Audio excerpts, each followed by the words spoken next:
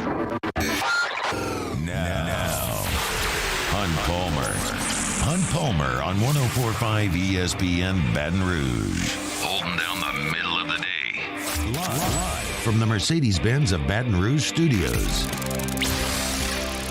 This is Hunt Palmer. Welcome in. Hunt Palmer coming to you from the Mercedes-Benz of Baton Rouge studio downtown in the capital city on a Monday. It's a freezing cold Monday in the capital city. I walked out. I was like 38 degrees. That's totally unacceptable in late March. But this too shall pass. We'll get some warmer weather later this week. Hope your weekend was awesome. It's always a great one here in Baton Rouge. St. Patrick's Day parade rolled on through. Had a big day in the Garden District with the family and friends. Watched a lot of baseball, watched a lot of basketball. Very, very fun weekends. I hope yours was good as well. Casey Gaines, Taylor Sharp back there on the ones and twos. Lots to get to, obviously, because of that huge weekend. We'll talk about the SEC teams in the NCAA tournament, some of the storylines I find fascinating with the NCAA tournament. I watched a lot of SEC baseball over the weekend. I'll give you my SEC thoughts coming up at the top of hour number 2. But we will start with LSU baseball. The Tigers go to College Station. They win game 1 behind Paul Skeen's dominant performance. They win game 2 behind a barrage of offense led by Jared Jones. And they get a 5-1 lead after 2 innings of game 3, but not able to finish the deal. A&M comes back with a 4-run 8th and beats LSU in game 3. But the Tigers go to College Station and win 2 out of 3. I think Texas A&M is a quality team. I think they've got a good collection of offensive players. It's probably going to get a little bit better once they return from injury. And they've got talented arms. And throw it over the plate all that often. They've got talented arms, and LSU went to a very hostile environment the first time for this team on an SEC weekend. And to win 2 of 3, to me, is a really nice start to league play. I said on Friday and on Thursday and on Wednesday that I thought that this would be a massive overreaction Wednesday unless LSU wins 2 of 3. I thought a sweep would lead to massive hysteria about this team being the greatest team. That didn't happen. If you were to lose a series, maybe, oh man, they weren't tested pre-conference, or this team as good as we thought. And if they were to get swept, well, I don't even want to get into that conversation. But none of that happened. LSU did win 2 of 3, and I think a really quality start to SEC play. LSU was the only SEC team in the league to go on the road and win a series. So I think that's a really, really nice start. I'm going to get to these things, I think, in order of importance to me.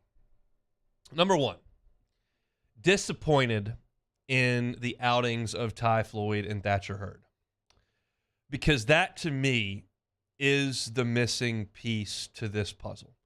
Offensively, I think LSU is going to be a force all year long. You've got talent. You've got depth of talent. You've got power, you've got some speed, you've got guys that take walks. You've got really everything you would like to have offensively. I think they have enough options in the bullpen to get big outs. Christian Little, Chase Shores, Ackenhausen, Cooper, maybe Griffin Herring gets rolling. Can Bryce Collins come back? I think they've got dudes that can pitch out of the bullpen.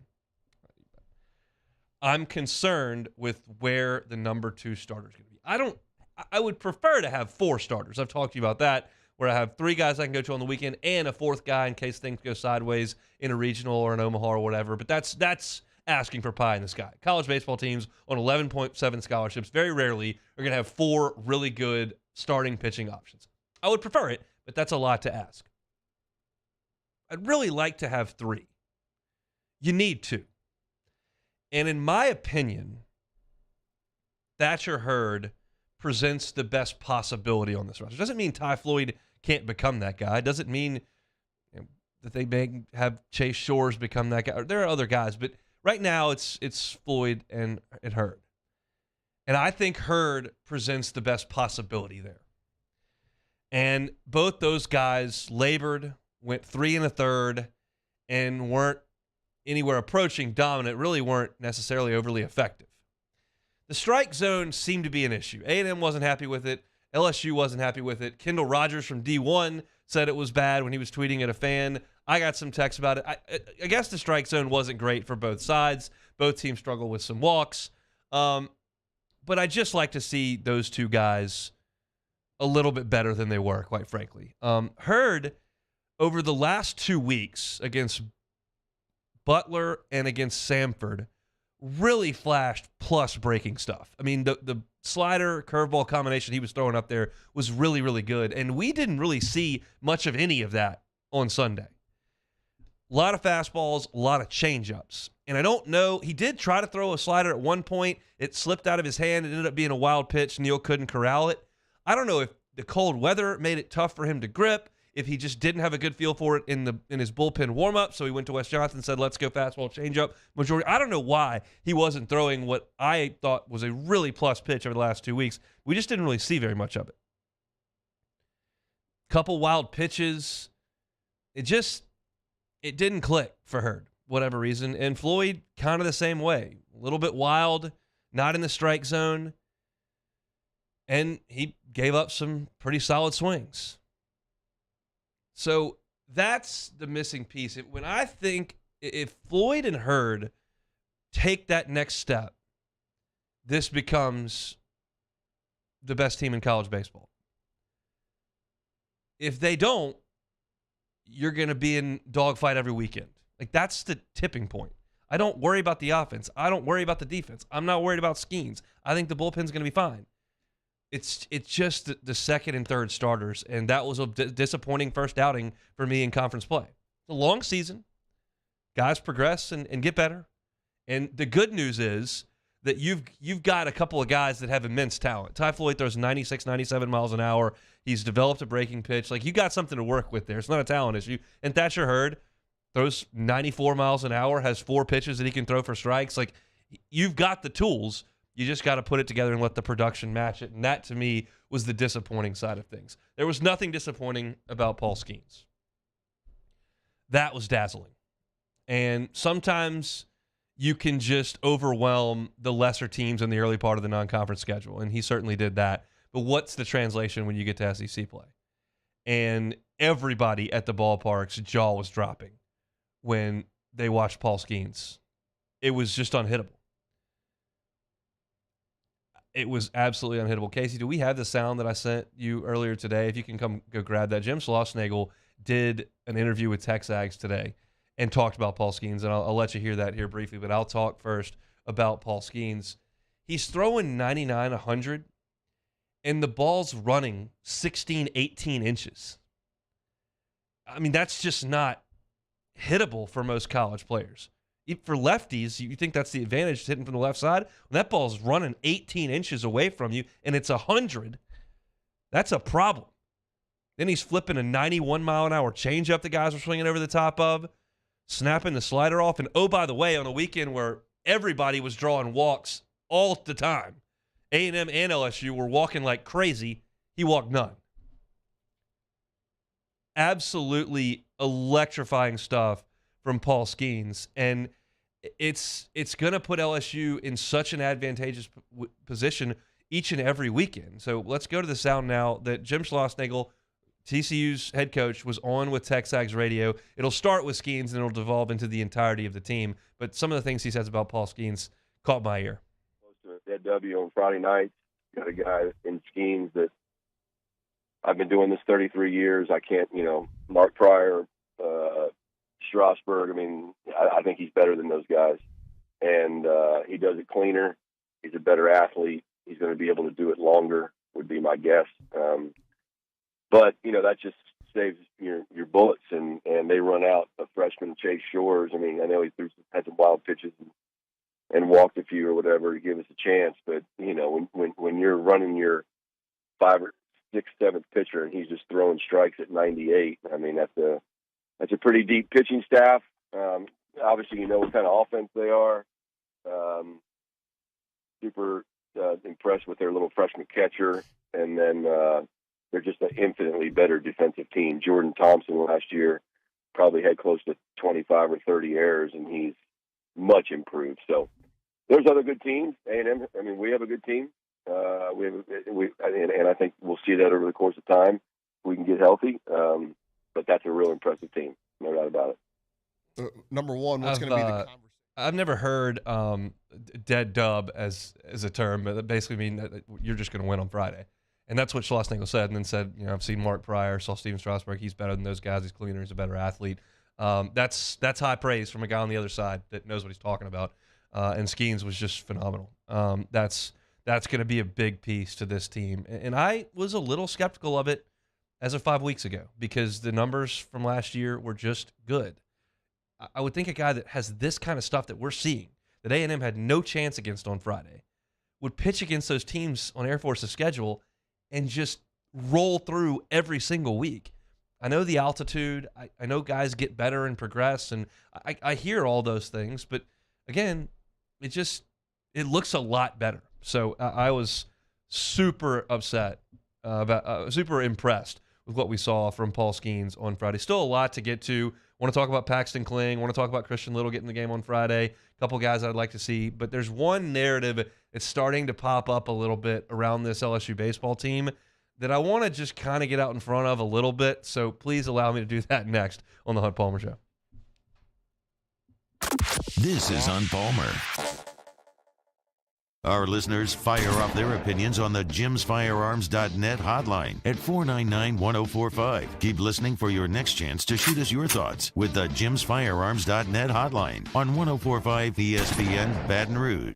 Gulf Coast Office Products is a nationally recognized Savin office equipment dealer based right here in Louisiana. Over 100 employees strong, Gulf Coast has the boots on the ground to support all vertical markets from education, engineering, legal, and finance. With the latest in office technology from desktop to production segment units, Gulf Coast and Savin have the perfect fit for you. Call 225-756-2644. That's 756-2644 for Gulf Coast Office Products. I've been doing business with Luba for 25 years. They're dependable, trustworthy. It's just the attention to detail with our clients. Our folks have years and years of experience. They're highly trained professionals, but many companies have that asset. What I'd like to think makes Luba a bit different is that we use those talents in a way that truly is dedicated to serving the needs of the folks who depend on us.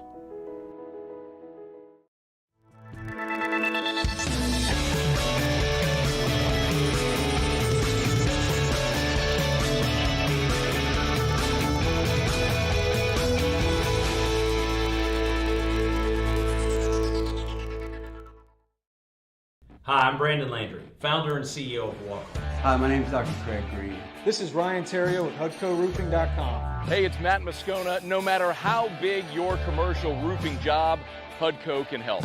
My patients come to me because they trust that I can get the job done at a high level. Ryan Terrio and Richard Tilley have the same level of trust when it comes to roofing. If you have a roofing issue, call HUDCO Roofing. Give us a call, 364-1007, and we'll come to your house and give you a free inspection. I had to leave my parents. I had to move schools. I don't know anyone here. Everything keeps changing. Why is this happening to me? I'm sure glad you're here. Change a child's story. There's a child in foster care waiting for a volunteer like you.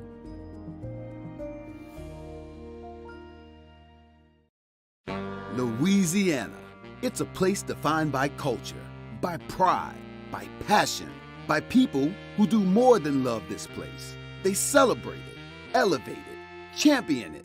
They are the individuals who embody what makes Louisiana great.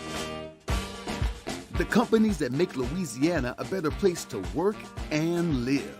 The nonprofits leading transformational change in our communities. Champions of Louisiana are all around us, and LWCC is proud to celebrate them because we've always been Louisiana loyal, supporting the workers, the innovators, the change agents of this great place we call home. Who are the champions around you? Together, we can share their stories. Together, we can help our home state thrive. Together, we are Louisiana loyal. Always.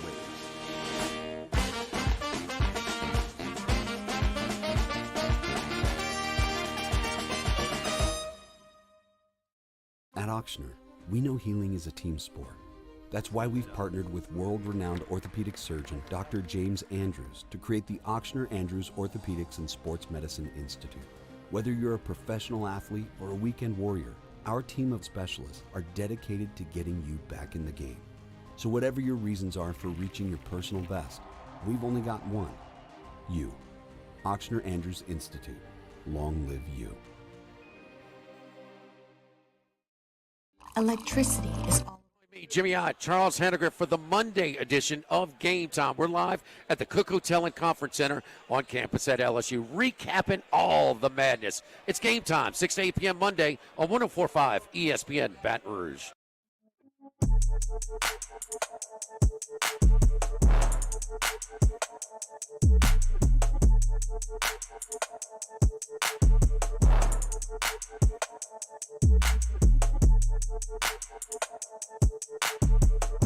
This is Hunt Palmer on 104.5 ESPN Baton Rouge.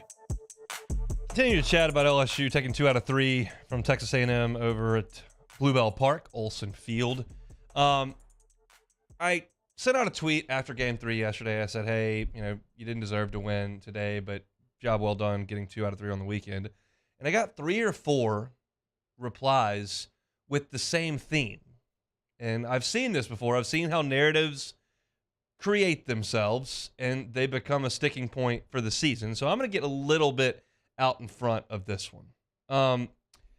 There is now a portion of those that follow LSU baseball that have determined that this team has a significant problem hitting left-handed pitching. I will tell you that the relief pitcher that came in the Iowa game did a really nice job against LSU, and they did not swing the bat well against him. That Friday night against Butler, when the kid was throwing 65 miles an hour, he was left-handed, and LSU swung and missed a lot. And I'll tell you that on Sunday, Justin Lampkin came in relief of Chris Cortez, and he did throw 4 1/3 innings. LSU only got 4 hits and a run off him. He struck out 5, and he did a really good job. And then Will Johnston came in and threw the last 3 innings, and LSU had trouble with him as well, and he is, of course, left-handed. I will also tell you that this LSU baseball team, that many people that are following me on Twitter and tweeting at me and sending me text messages, that team that has a lot of trouble hitting left-handed pitching, well, on Saturday, A&M started a left-hander. Troy Wansing. And he pitched 2 2/3 innings. And no, LSU did not get the big hit off him. They, in fact, did not get a hit off him, but they did draw 6 walks. And then A&M went to Evan Aschenbeck, who we heard from Bronny on Friday was probably their number 1 bullet out of the pen short of Johnston, and he's left-handed. But in relief of Wansing, they went to Aschenbeck, Matt Dillard, and Brandon Garcia, all of whom are left-handed pitchers, and LSU, over the course of 3 1/3 innings, scored 10 runs on said left-handers. So, look, they hit right-handers at an obscene clip. We talk every single week to our guy Chris Demui, who went and pulled the numbers. And LSU is destroying right-handed pitching at a level that's not sustainable, quite frankly.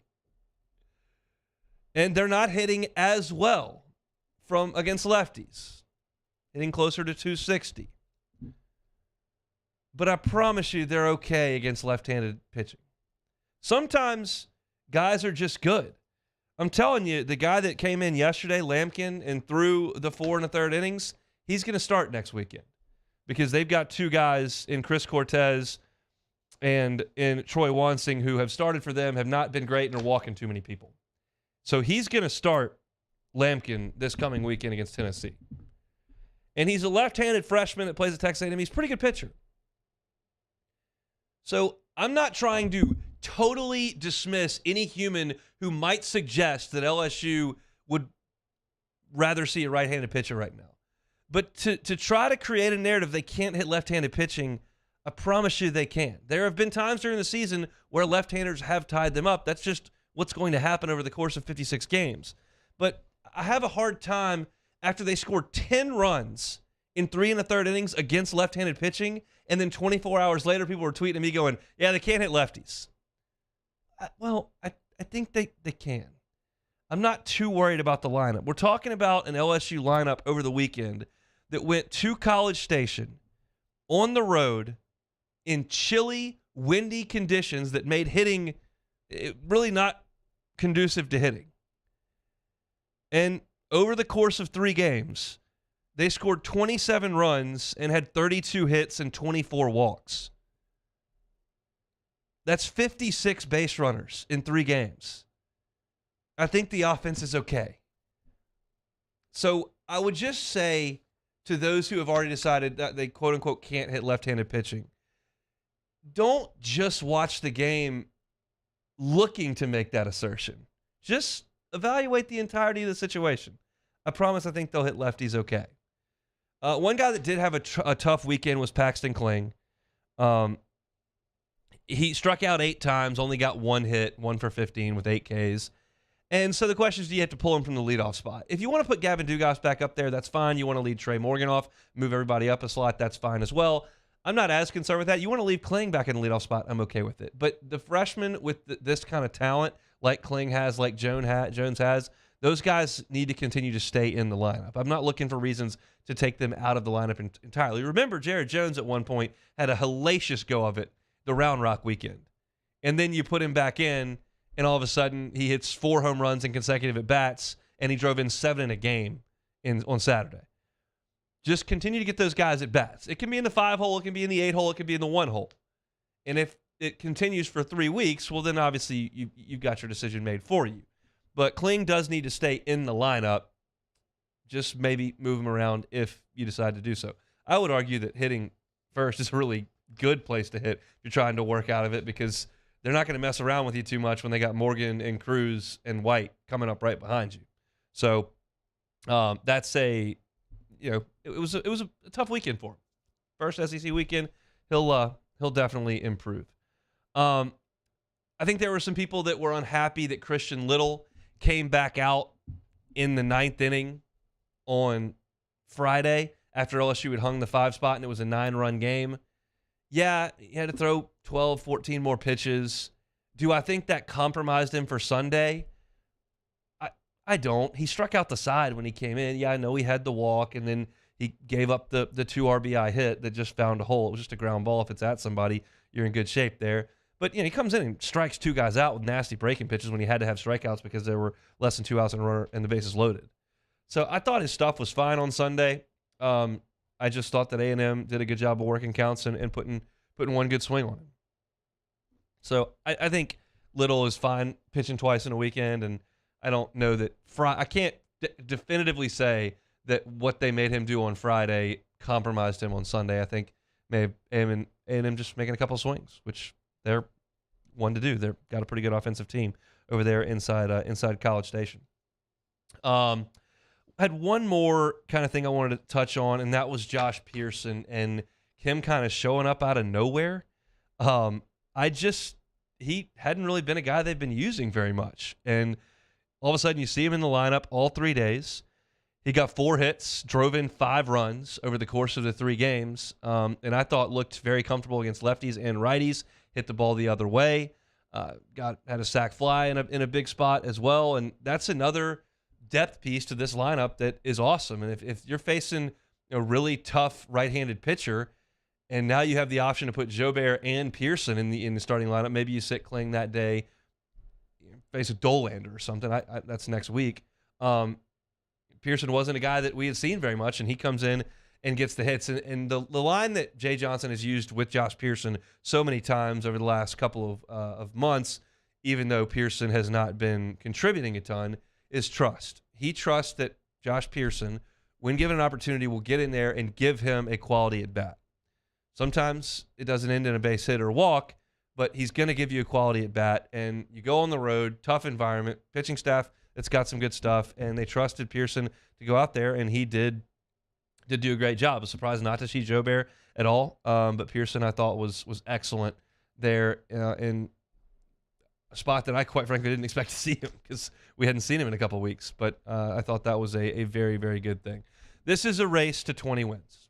And so for LSU to go on the road and to get 2 is just a nice start to league play. I think there will be weekends that the challenge isn't as stiff as A&M on the road is. So to have this one in the rearview mirror with a win, and as I mentioned in that first segment, like nobody else in the league went on the road and won a series. So for LSU to do that on the road against Texas A&M, I thought was a very, very good start, and I'm encouraged. Now you come home for a couple of series against good teams at the box, with Arkansas this weekend and then Tennessee the following one.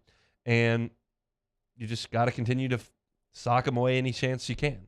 Feel like you may have let one get away on Sunday, but the hay was already in the barn for the weekend as far as it goes. So just a missed opportunity. That's something I think is going to kill them down the line. I think LSU's in a really good spot. And I thought it was a good weekend overall. I need to see more from LSU's weekend rotation and those 2 guys. But I thought there were a lot of really, really good things. I thought the offense was good. I thought schemes was good. I thought there were some flashes out of the bullpen that were very, very good. And certainly the end result, getting 2 wins, is a very, very good thing. Let's go to the Citizens Bank and Trust poll question of the day. How do you feel about LSU's series win at College Station?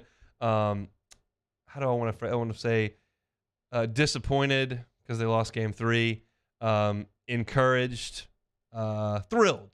Something like that. We'll put that up on the Citizens Bank and Trust poll question of the day and check in on the results at the end of the show. 104.5 ESPN is here with $1 million bracket challenge. It's powered by Acura of Baton Rouge and Coors Light. See how you're stacking up and make fresh picks in a standalone bracket just for the Sweet 16. The winner of this extra round will receive $100 in Pluckers gift cards. You got to get your picks in before the first game on March 23rd. It's the $1 million bracket challenge powered by Acura of Baton Rouge and Coors Light. So if your bracket stinks like mine, get a fresh start with this Sweet 16 bracket pick'em, and you can win some Pluckers cash.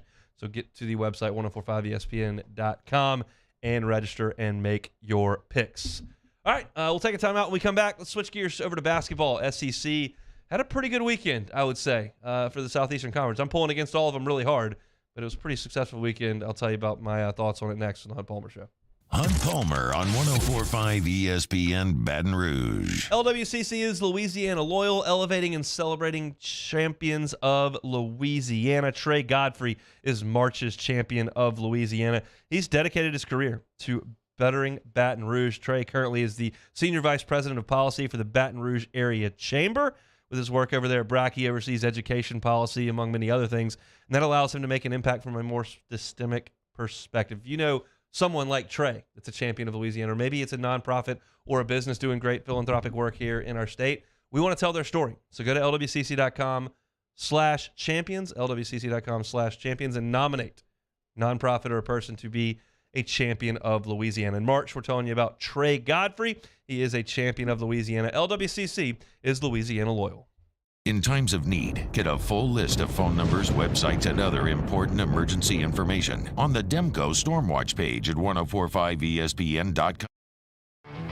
There it is, the extra mile, on the border of expected and extraordinary, for those willing to go further, like vans customized for work or play, with safety and tech to keep you connected. Supported by a 5-star sales, service, and finance team. And backed by the 1-star you know. So go the extra mile. It's never crowded because so few have what it takes to go there. Mercedes-Benz Vans. At Auctioner, we know healing is a team sport. That's why we've partnered with world-renowned orthopedic surgeon Dr. James Andrews to create the Auctioner Andrews Orthopedics and Sports Medicine Institute. Whether you're a professional athlete or a weekend warrior, our team of specialists are dedicated to getting you back in the game.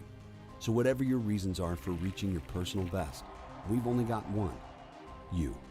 Auctioner Andrews Institute. Long live you. Gulf Coast Office Products is a nationally recognized Savin office equipment dealer based right here in Louisiana. Over 100 employees strong, Gulf Coast has the boots on the ground to support all vertical markets, from education, engineering, legal, and finance. With the latest in office technology, from desktop to production segment units, Gulf Coast and Savin have the perfect fit for you. Call 225-756-2644. That's 756-2644 for Gulf Coast Office Products. I've been doing business with Luba for 25 years. They're dependable, trustworthy. It's just the attention to detail with our clients. Our folks have years and years of experience. They're highly trained professionals. But many companies have that asset. What I'd like to think makes Luba a bit different is that we use those talents in a way that truly is dedicated to serving the needs of the folks who depend on us. Hi, I'm Brandon Landry, founder and CEO of Walker. Hi, my name is Dr. Craig Green. This is Ryan Terrio with HUDCORoofing.com. Hey, it's Matt Moscona. No matter how big your commercial roofing job, HUDCO can help. My patients come to me because they trust that I can get the job done at a high level. Ryan Terrio and Richard Tilley have the same level of trust when it comes to roofing. If you have a roofing issue, call HUDCO Roofing. Give us a call, 364-1007, and we'll come to your house and give you a free inspection. I had to leave my parents. I had to move schools. I don't know anyone here. Everything keeps changing. Why is this happening to me? I'm sure glad you're here. Change a child's story. There's a child in foster care waiting for a volunteer like you. On Tuesday's OTB, start to look forward to LSU Arkansas battle for the top of the West. Plus, Coach Mulkey's squad get ready for the Sweet 16. Off the bench, 7 to 10 a.m., 104.5 ESPN.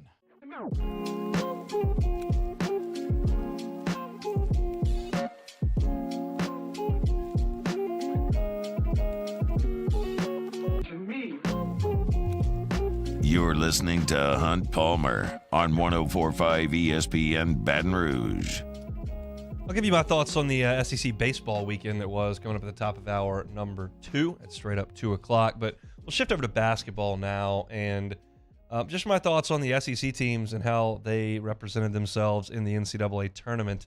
I got to tell you, I'm just shocked that Tennessee was able to drag Duke into the mud. I mean, I said that last week.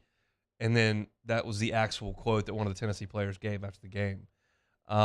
Duke is a team that looks pretty playing basketball. They've got great skill. They play with great spacing. They shoot the ball well. They're really good offensively and look the part. And Tennessee wants to turn games into a wrestling match.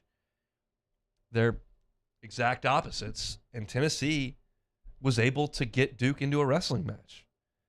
They held him to 52 points.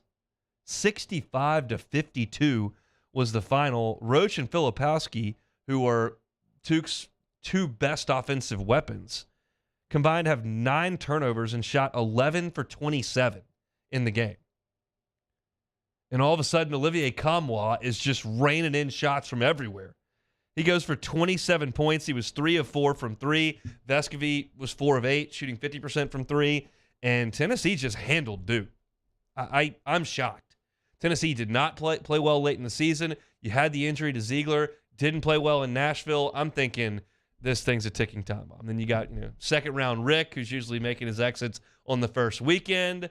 And credit to him and that team because I thought the matchup was terrible, and it certainly wasn't. Tennessee just absolutely manhandled Duke and won the game by 13 points. So they'll be moving on to the second weekend. Say what you will about Eric Musselman. He shows a lot of emotion.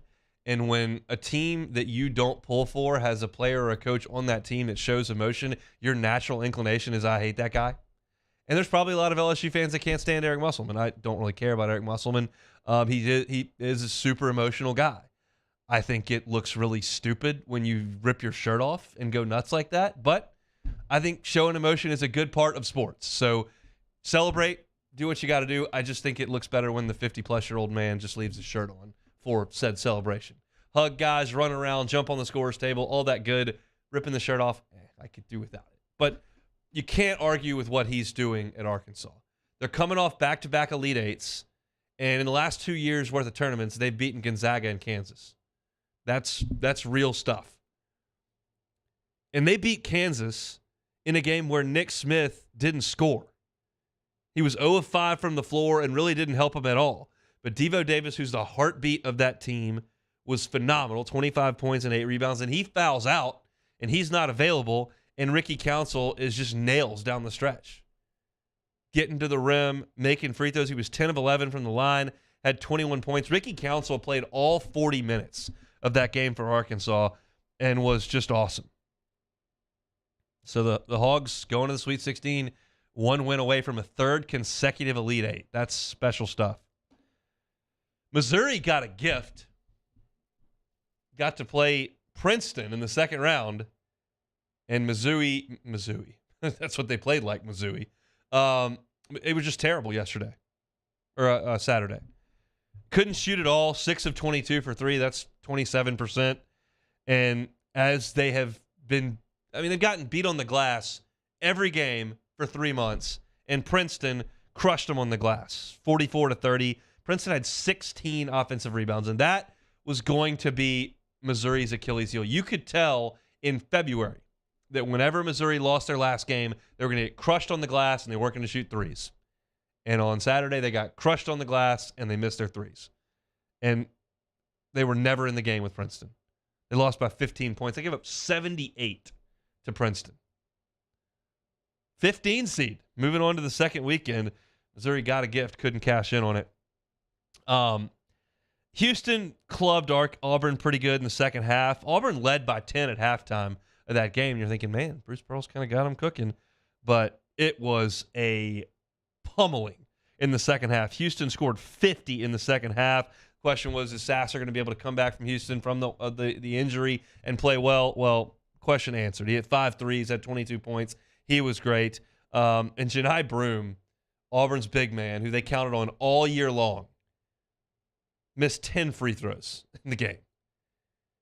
Now, it's hard to say that's why they lost the game. You lose the game by 17 points like Auburn did. There are a lot of reasons you didn't get it done, but your big man missing 10 free throws is certainly not going to further your cause in winning. And it cut Auburn's season short. So Houston was dealt a terrible hand, having to play a road game in the round of 32 in Birmingham against Auburn, but they were able to get it done, and they beat Auburn by 17 points. They are moving on to the Sweet 16.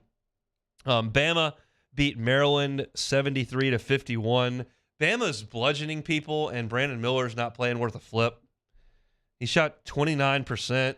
Didn't matter. You could convince me that he's not in a very good mental spot. As Charlie's pointed out on his show, Brandon Miller is going to press conferences with armed security. They're still fielding questions about this kind of stuff. Obviously, he saw what he saw. It didn't seem to affect him right out of the chute, and maybe it's not right now. He's just not playing very well. But either way, Brandon Miller is not playing very well, and I think once the competition level ratchets up a touch, they're going to need him, and he's not there for him right now. But when your opponent, Maryland, shoots 35% from the floor and scores 51 points, you can do without your leading scorer having a great day, and that's what Maryland did. Alabama can win multiple ways. They can win with a flamethrower from Miller where he scores 40 points and they drop 95 on you, or they can play really good defense and hold you to 51.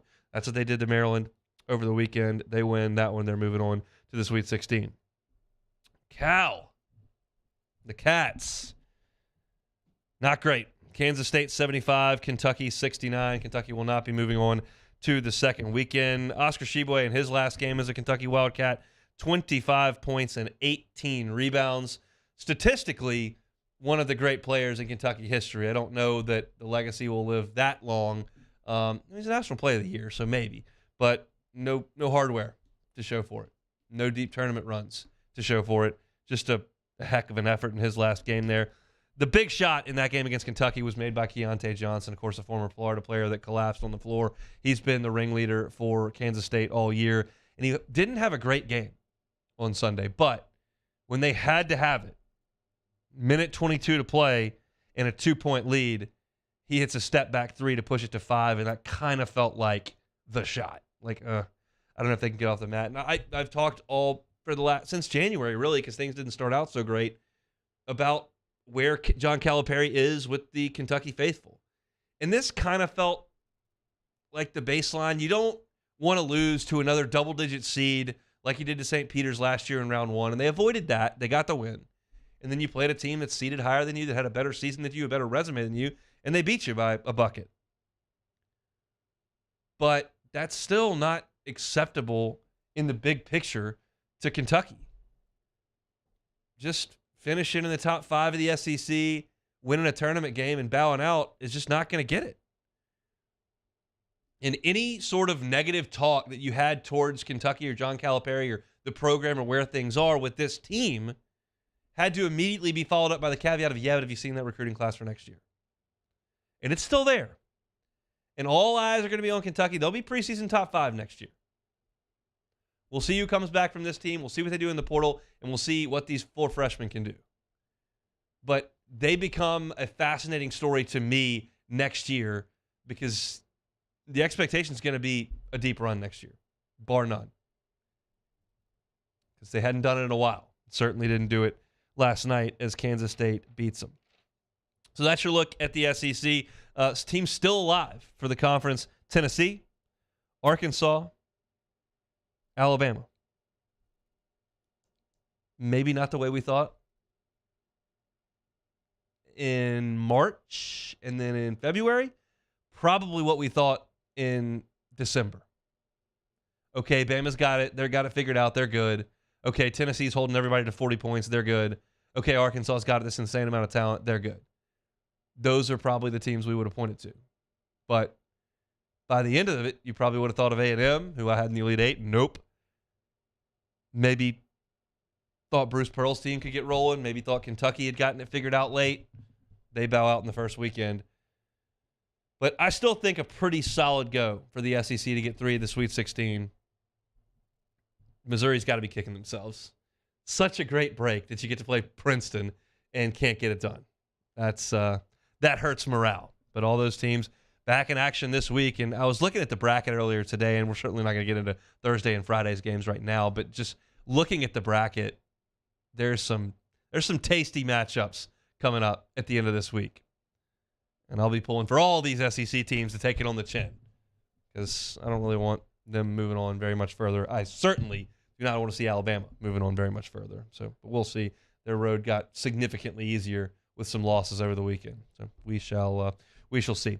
Again, mentioned at the top of the next hour, we're going to talk some SEC baseball. I think 5 sweeps over the weekend. 1, 2, 3, 4, 5 sweeps in SEC play by home teams. That's some loud stuff. We'll talk about that and some of my takes on it. Also got some information from Jay Johnson. He met with the media earlier today, so we'll get to that in the second hour as well. When we come back, Lady Tigers move on to the Sweet 16. I'll give you my thoughts on that next. It's the Hunt Palmer Show. This is Hunt Palmer. Our listeners fire up their opinions on the JimsFirearms.net hotline at 499-1045. Keep listening for your next chance to shoot us your thoughts with the JimsFirearms.net hotline on 1045 ESPN Baton Rouge. Bayou Ford has $10,000 off MSRP on select new 2022 Ford F-150 trucks. $10,000 off plus 0% financing. And all new Bayou Ford vehicles come with a 1 million mile warranty. The crew at Bayou Ford is going to do right by you. Hey, it's Matt Musso. Join me Monday through Friday for your daily update on LSU baseball with Musso at the Box, presented by New Orleans Flooring. Wherever you get your podcast, Apple, Spotify, Google, and check out New Orleans Flooring. 2 locations, Metairie and Prairieville or NOLAFlooring.com. At Auctioner, we know healing is a team sport. That's why we've partnered with world-renowned orthopedic surgeon Dr. James Andrews to create the Auctioner Andrews Orthopedics and Sports Medicine Institute. Whether you're a professional athlete or a weekend warrior, our team of specialists are dedicated to getting you back in the game. So whatever your reasons are for reaching your personal best, we've only got one: you. Auctioner Andrews Institute. Long live you. Louisiana. It's a place defined by culture, by pride, by passion, by people who do more than love this place. They celebrate it, elevate it, champion it. They are the individuals who embody what makes Louisiana great. The companies that make Louisiana a better place to work and live. The nonprofits leading transformational change in our communities. Champions of Louisiana are all around us, and LWCC is proud to celebrate them because we've always been Louisiana loyal, supporting the workers, the innovators, the change agents of this great place we call home. Who are the champions around you? Together, we can share their stories. Together, we can help our home state thrive. Together, we are Louisiana Loyal. Always.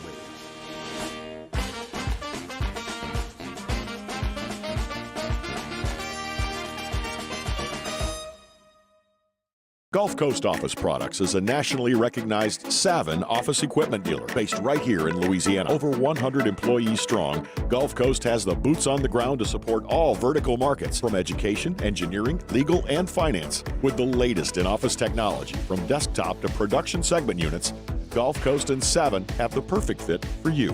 Call 225-756-2644. That's 756-2644 for Gulf Coast Office Products. I've been doing business with Luba for 25 years. They're dependable, trustworthy. It's just the attention to detail with our clients. Our folks have years and years of experience. They're highly trained professionals. But many companies have that asset. What I'd like to think makes Luba a bit different is that we use those talents in a way that truly is dedicated to serving the needs of the folks who depend on us. Hi, I'm Brandon Landry, founder and CEO of Walker. Hi, my name is Dr. Craig Green. This is Ryan Terrio with HUDCORoofing.com. Hey, it's Matt Moscona. No matter how big your commercial roofing job, HUDCO can help. My patients come to me because they trust that I can get the job done at a high level.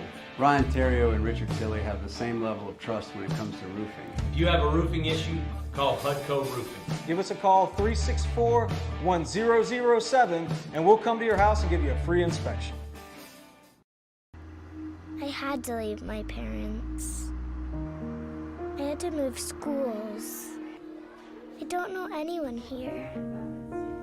Everything keeps changing.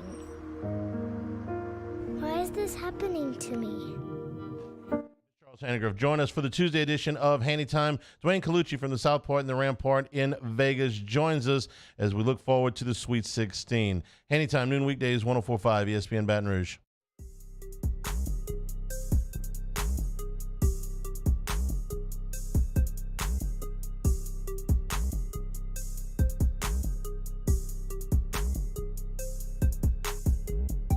This is Hunt Palmer on 104.5 ESPN Baton Rouge. 22.1 million brackets filled out on ESPN between the men's and the women's tournaments. Guess how many perfect are left? 0. Not a single one is perfect to this point. When you have a 2 seed and a 1 seed that lose in the first round in men's, that's gonna knock out a significant amount of brackets there. And then you've got obviously a 1 seed that's gone down in the women's tournament now with Ole Miss beating Stanford. I want to talk about LSU advancing to the Sweet 16 of the women's tournament, but I forgot about one baseball nugget that I've got to share. I don't know if this question has been asked. I need to get some of my beat brothers and sisters to ask about this. I really, really hope the team hasn't decided they want to keep wearing camo hats. I know that I react to uniforms far more than I ought to, that it's really not that big a deal. I know all that. But I can't look at camouflage baseball hats the rest of this season. I please do not have determined that's, and maybe we needed to lose a game yesterday to realize that there's not some sort of good luck that's in them. But man, are they ugly. I love the thought. Military appreciation, that's important. I'm all for that. It's great. We want to do that over a weekend. But not every game, please. Ole Miss does this. They wear the ugly blue uniforms. I can't. I'm already a little bit cranky that they ditched the interlocking LSU and have gone with Tigers on the whites and the grays. My cranky old man state is just, it's here. And I don't want to look at camo hats. So I hope that was just a one-time deal. Wanted to wear them in College Station, and that they've been retired or sold for profit for military charities for all I care. Just don't wear them anymore to games. Bring the purple hats back. Okay. That was pointless, but it needed to be said. LSU 66, Michigan 42 over the weekend. Tigers improve to 30-2 and are headed to the Sweet 16, one step further than they made last year. I've been fascinated by Kim Mulkey's media appearances, press conferences, where she's tamped down expectation. It's just not something I expected to hear. Feels to me like you got a 30-2 team that has lost once on the road to the undefeated number 1 team and once to Tennessee at a neutral site. You feel like you probably have a chance to beat almost anybody in the country. Why try to tamp down expectation? Maybe Kim knows something about her team that we don't. But I thought they were really impressive from a physical perspective yesterday. They just kind of choked the life out of Michigan. LSU really didn't shoot the ball all that well. Finished the game 6 of 19 from 3. That's 32%. And it took Jasmine Carson making one from the left wing late in the game, and Kim threw her hands up thank you, finally.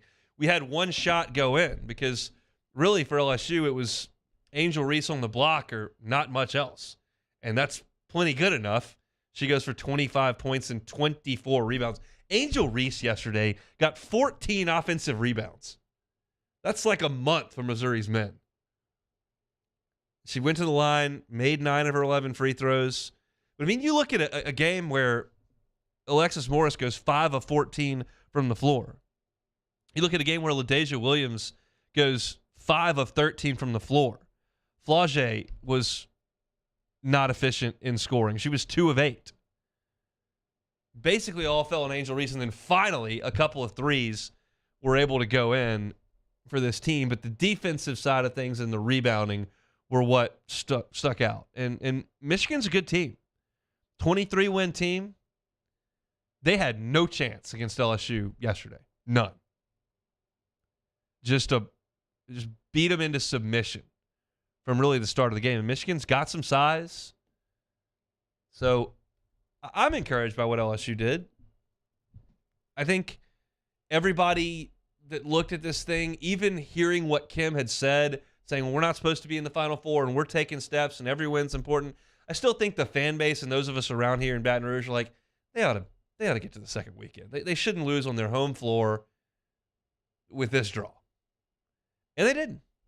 They're moving on, going to the Sweet 16, and now you start to play the higher-seeded teams. And I cannot sit here and tell you that I know one single solitary thing about the Utah women's basketball team, other than that they're a 2 seed. But Princeton gave them a run. It was only a 7-point win for them. For Princeton's basketball teams to win 3 tournament games to this point is pretty impressive. The men, obviously, in the Sweet 16. Women made it to the second round. But LSU will get Utah in the 2-3 matchup coming up. And then you look across the way.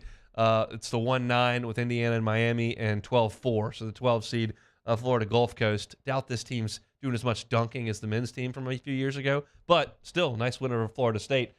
Washington State by 11 points. So seeds could hold if Indiana were to make it, but LSU obviously wants to buck that as they are the 3 seed playing the 2 Utah, moving on in the NCAA tournament. So that's just my brief thoughts on LSU. Hopefully they shoot it a little bit better, but I was impressed with what they did defensively, and Michigan never had a chance on Sunday inside the PMAC. If you missed any of the show today, opened with 30 straight minutes of LSU baseball talk, kind of my entire observations on LSU and Texas A&M from College Station. A little disappointed in Thatcher Hurd and Ty Floyd's efforts. Thought the offense was very, very good. And thought even though you let one get away on Sunday, that you took care of your business by going on the road and getting 2 out of 3 in College Station. So talked about that in the SEC teams in the NCAA basketball tournament. You want to catch any of it? You can. It's on demand. 1045ESPN.com's on demand tab. All the shows are there. Click on Hunt Palmer Show.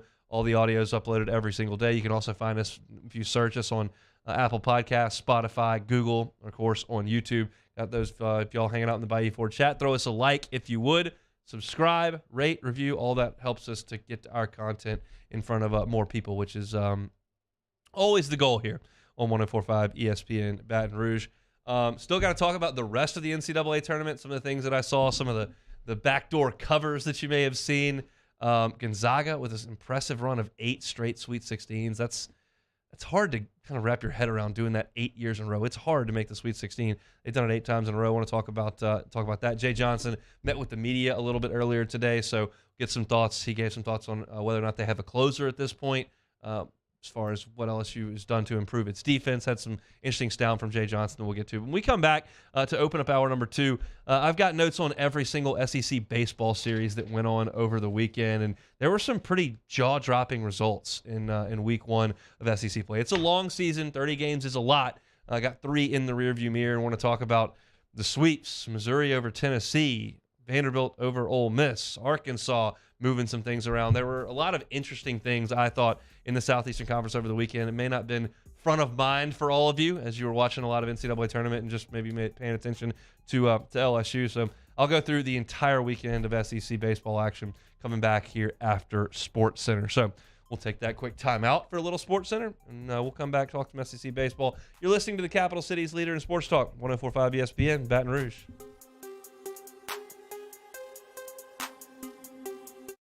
Bayou Chrysler Dodge Jeep Ram has $10,000 off new 2022 Jeep Gladiators and $8,000 off new 23 Jeep Grand Cherokees. All new Bayou automotive vehicles come with a 1 million mile warranty. If you need sales or service, the crew at Bayou is going to do right by you.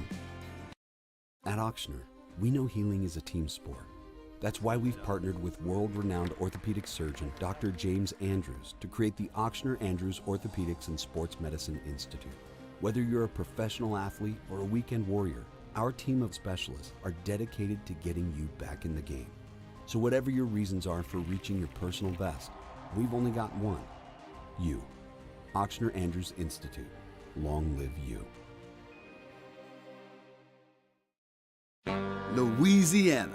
It's a place defined by culture, by pride, by passion, by people who do more than love this place. They celebrate it, elevate it, champion it. They are the individuals who embody what makes Louisiana great.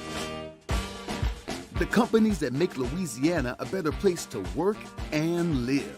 The nonprofits leading transformational change in our communities. Champions of Louisiana are all around us, and LWCC is proud to celebrate them because we've always been Louisiana loyal, supporting the workers, the innovators, the change agents of this great place we call home. Who are the champions around you? Together, we can share their stories. Together, we can help our home state thrive. Together, we are Louisiana loyal. Always.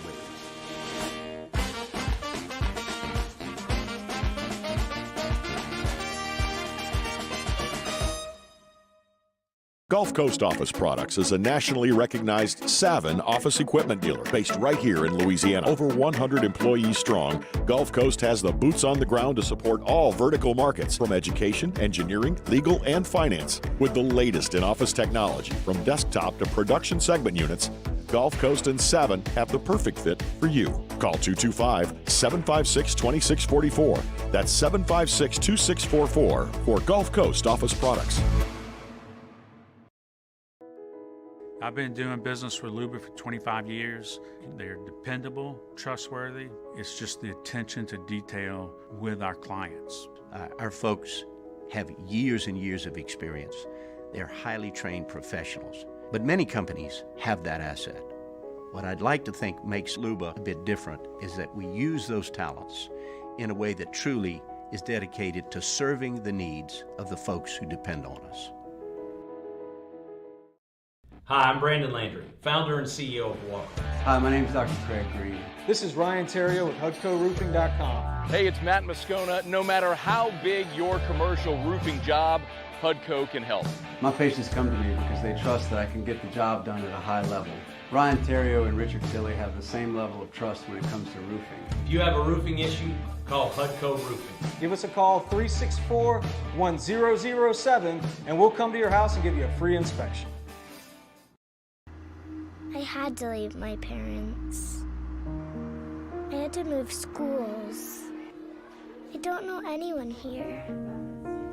Everything keeps changing. Why is this happening to me?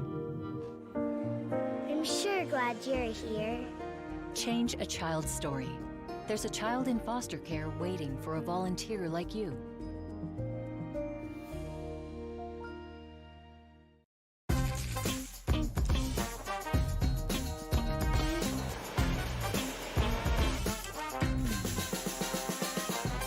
The best kept secret in town is out. Discover Tallulah at the Renaissance Hotel on Bluebonnet. This is SportsCenter. I'm Christine Lisi. Breaking news from ESPN's Adrian Wojnarowski and Pete Thamel. Iona basketball coach Rick Pitino has agreed on a 6-year deal to become the new coach at St. John's. NFL, one less team in the Odell Beckham Jr. sweepstakes. Cowboys likely out after acquiring receiver Brandon Cooks. OBJ, who suffered 2 ACL tears in his career, needs to think short-term right now, advises Canty and Carlin co-host Chris Canty. It's not about you landing a long-term contract to secure your financial future.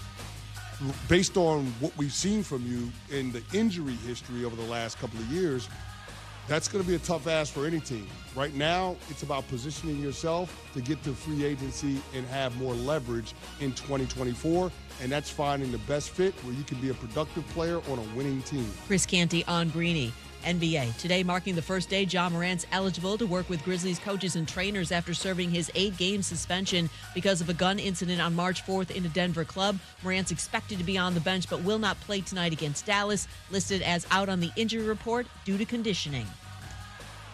Think O'Reilly Auto Parts for all your car care needs. They're close, convenient, and have the parts you need fast, along with excellent customer service from professional parts people you can trust. Stop by your local O'Reilly Auto Parts today or visit O'ReillyAuto.com.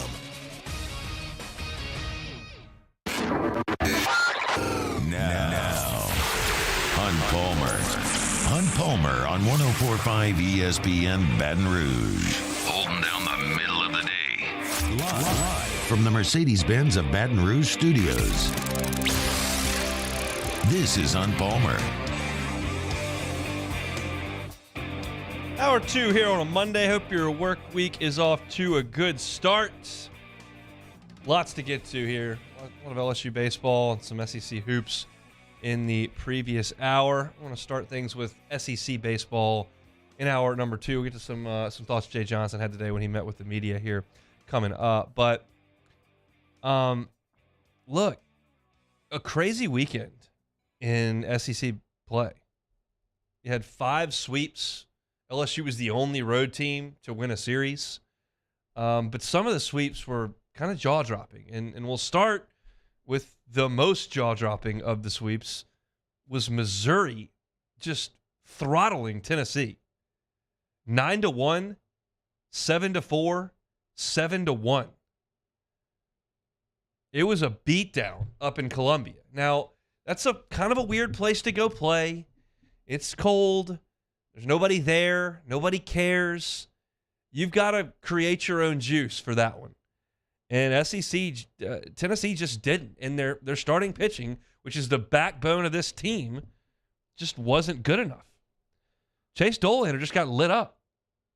5 2/3 innings pitched, 9 hits, 6 earned runs, only 4 strikeouts, had a walk. Now, Chase Burns missed a lot of bats.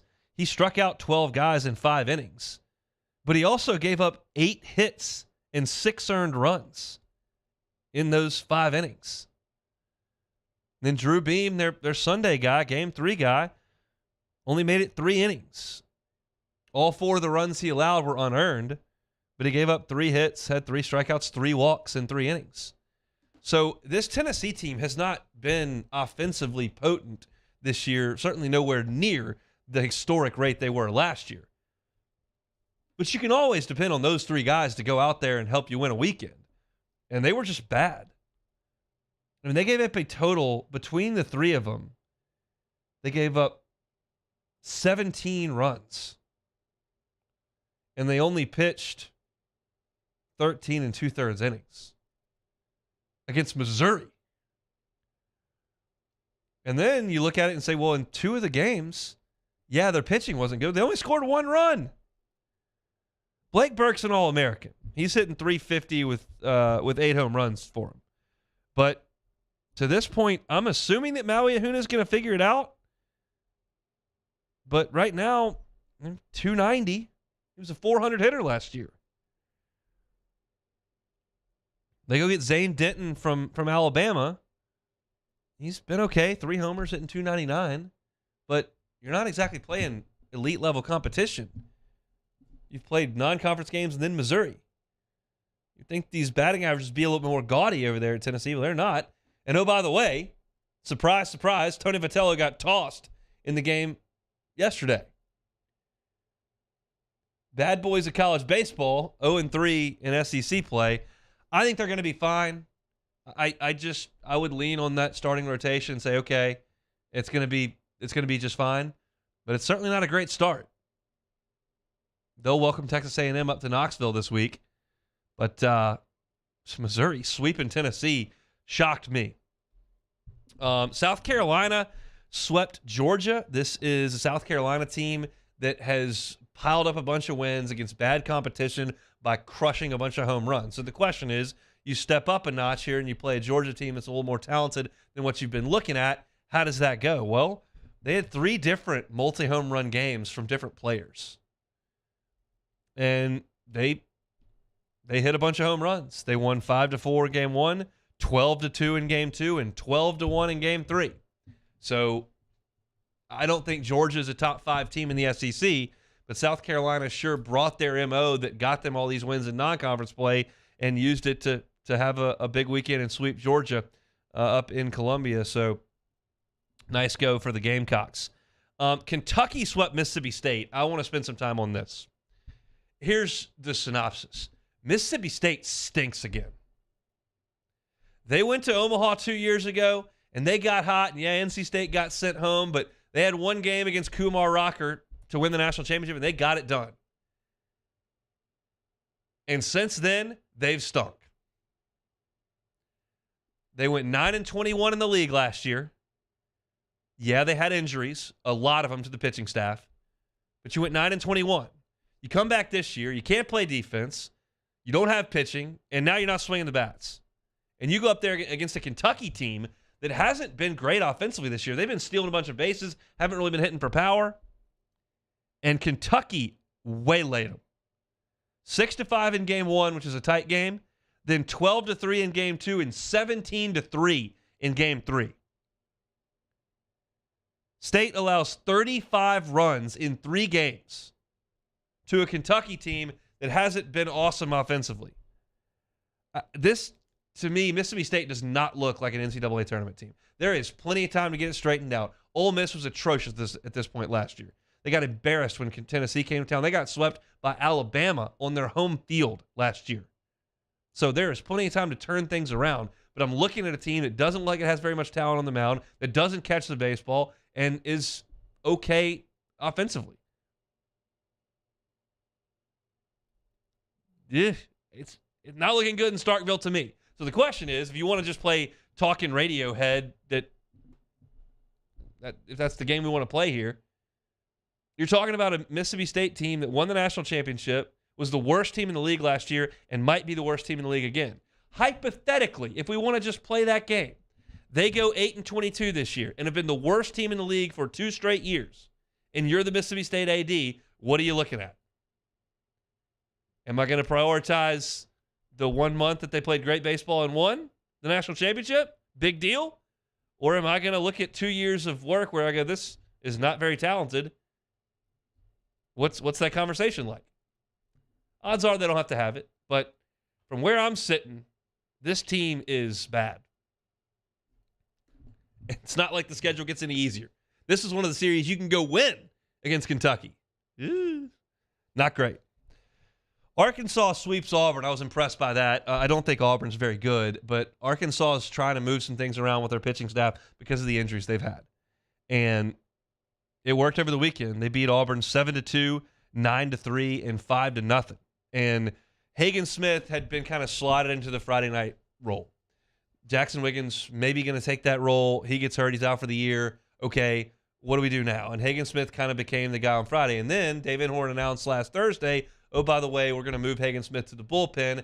And I'm going, why do they want to do that? Well, I think we got our answer this weekend because Hagen Smith came in and pitched the last 3 innings of the game on Friday to close it out, and then he got the last 2 outs on Sunday. They wanted him to impact 2 games, and he did that for them. Meanwhile, Auburn scored 5 runs total in 3 games against an Arkansas pitching staff that is really banged up. That's not a great look for Auburn. And I just don't know that they're immensely talented. Ike Irish is an awesome player as a freshman. He's been hitting the 3-hole for him, hitting over 400. He's been great. But I think top to bottom, this Auburn team is towards the bottom of the SEC West. And they showed that, I think, over the weekend. Arkansas gets a sweep over the Auburn Tigers. Vanderbilt swept Ole Miss. And let me tell you, none of these games were close.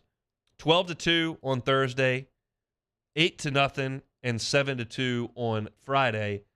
And you come on back to Oxford 0-3. Ole Miss, in the game on Thursday, had 2 hits. I thought Carter Holton was great.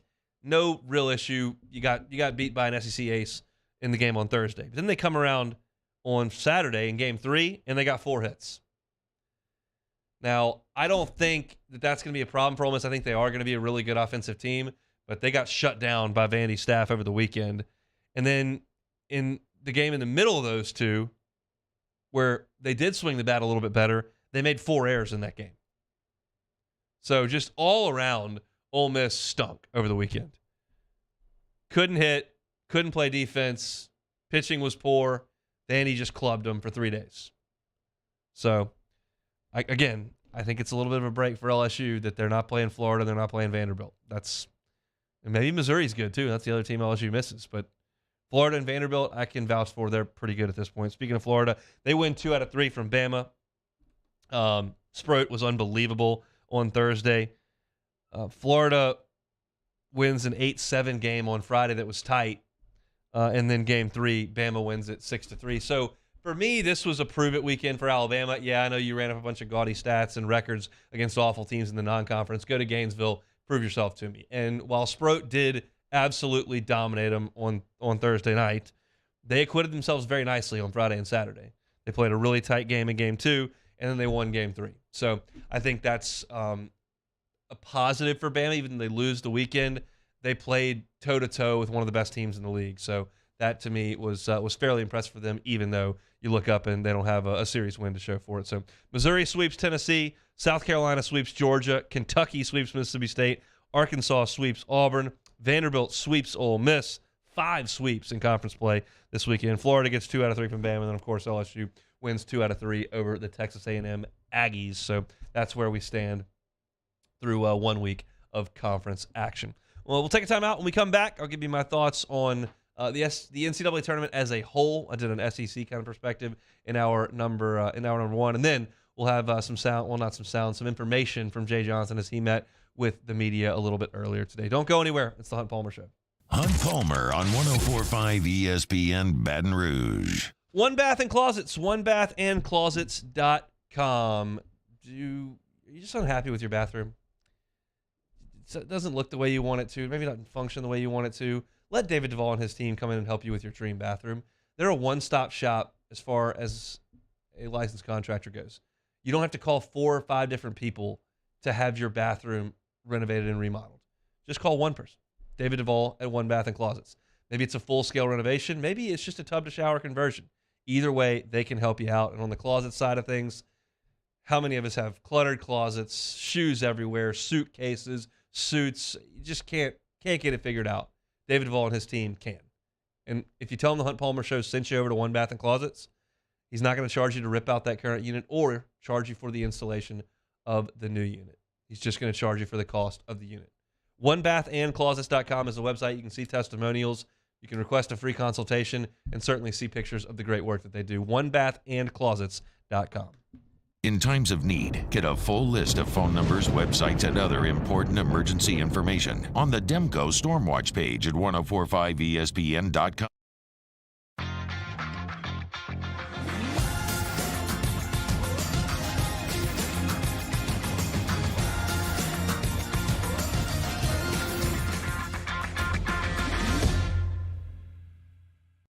At Ochsner, we know healing is a team sport. That's why we've partnered with world-renowned orthopedic surgeon Dr. James Andrews to create the Ochsner Andrews Orthopedics and Sports Medicine Institute. Whether you're a professional athlete or a weekend warrior, our team of specialists are dedicated to getting you back in the game. So whatever your reasons are for reaching your personal best, we've only got one: you. Ochsner Andrews Institute. Long live you. Louisiana. It's a place defined by culture, by pride, by passion, by people who do more than love this place. They celebrate it, elevate it, champion it. They are the individuals who embody what makes Louisiana great. The companies that make Louisiana a better place to work and live. The nonprofits leading transformational change in our communities. Champions of Louisiana are all around us, and LWCC is proud to celebrate them because we've always been Louisiana loyal, supporting the workers, the innovators, the change agents of this great place we call home. Who are the champions around you? Together, we can share their stories. Together, we can help our home state thrive. Together, we are Louisiana loyal. Always.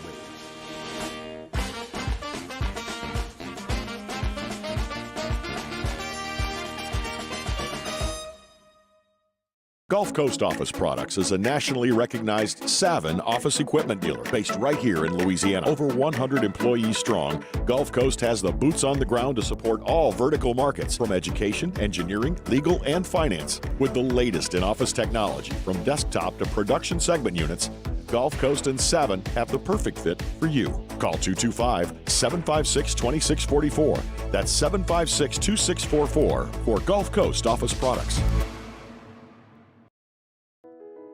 I've been doing business with Luba for 25 years. They're dependable, trustworthy. It's just the attention to detail with our clients. Our folks have years and years of experience. They're highly trained professionals. But many companies have that asset. What I'd like to think makes Luba a bit different is that we use those talents in a way that truly is dedicated to serving the needs of the folks who depend on us. Gulf Coast Bank and Trust is giving our customers the power to bank. Matt Moscona inviting you to join us for Monday's AFR, presented by Relief Windows. We'll recap the LSU Texas A&M series in baseball. Freshman Gavin Guidry will be in studio, and busy weekend for the Pels. Join us 3 to 6, 104.5 ESPN Baton Rouge.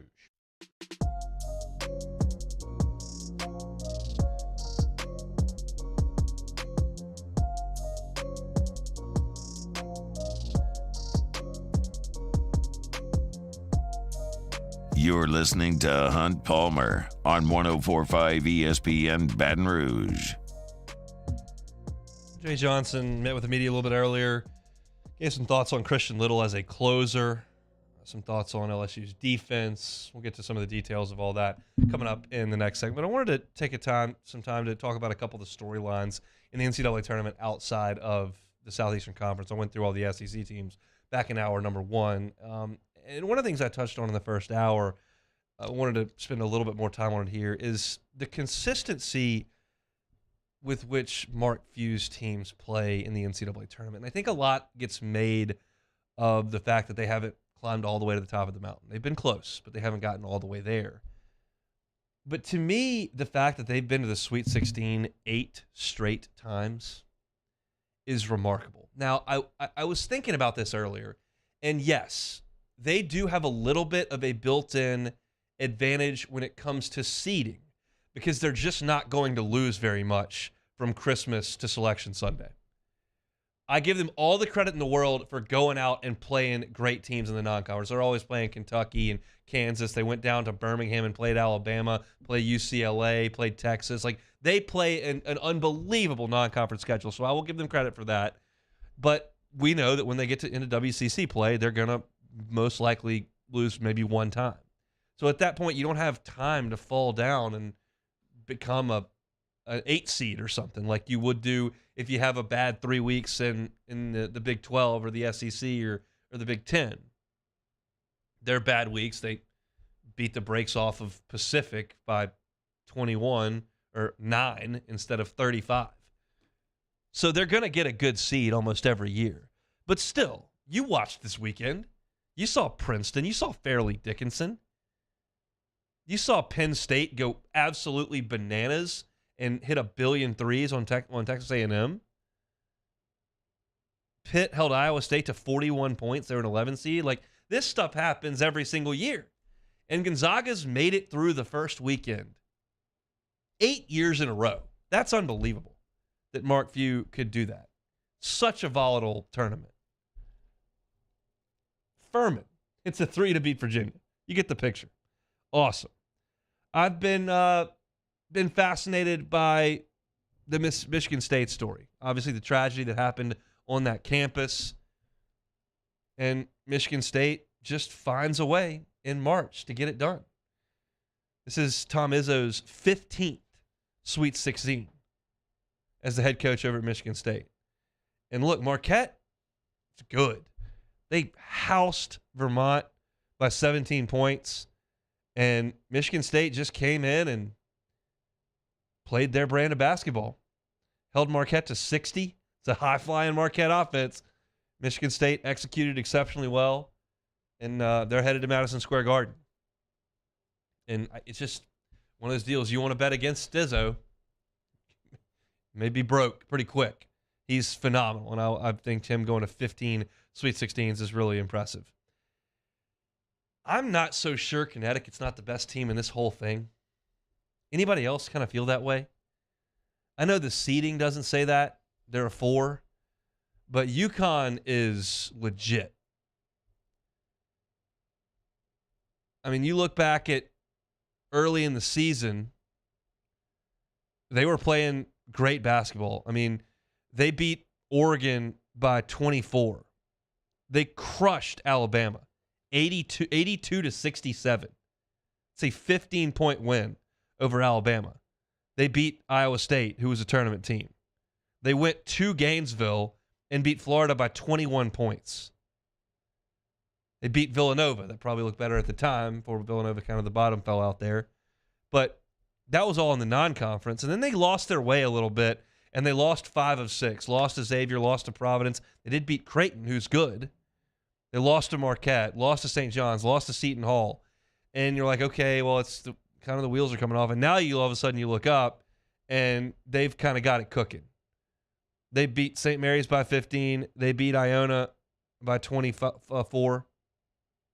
And I'm not so sure they're not the best team going. And I also love the unis they're rocking with Connecticut across the front. Gives me real Khalid El-Amin vibes from back in the day. The ones that say UConn are fine. It's not like they ever had like bad uniforms or went totally off-brand. I just like the ones with Connecticut. They just feel like the early 2000s to me. And I just, watching as much basketball as I did over the weekend, I don't know that UConn's not the best team.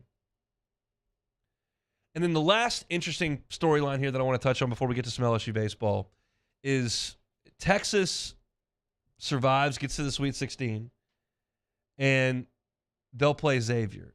And I just wonder what Texas is thinking about their head coaching vacancy. Because all the sentiment is going to go towards the interim right now. But you're Texas. You can go spend money on a big-time coach. Maybe you think your interim head coach is a big-time coach. He just needed the opportunity, and the results speak for themselves. He's coached all the way to a 2 seed into the Sweet 16. We'll see how far they go.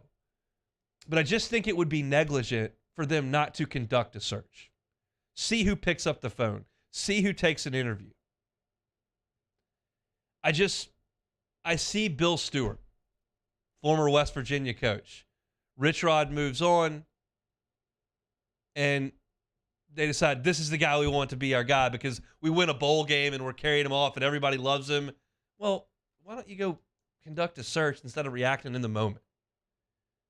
And this has been a longer time because that wasn't a coach leaving for another job. It was obviously the arrest of Chris Beard that led to his firing. But they've had some time. As I see Texas continue to win, I'm like, okay, are they just going to do what I would think would be the lazy thing, would be to just slap or take the interim tag off? I think that would be lazy.